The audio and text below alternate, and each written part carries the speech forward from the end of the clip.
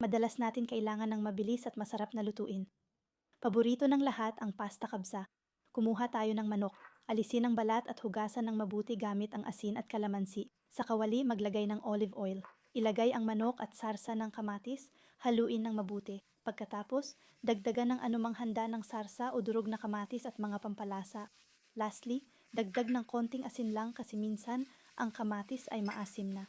Pakuluin sa apoy ng 20 minuto, alisin ang dahon ng laurel at tikman bago ilagay ang pasta. Pinili ko ang maliit na pasta para hindi na kailangan matagal lutuin. Sinuri ko ang lasa, nagdagdag ng asin at niluto pa ng 20 minuto o mas maikli. Pagkatapos, masarap na masarap na. Kain na tayong lahat.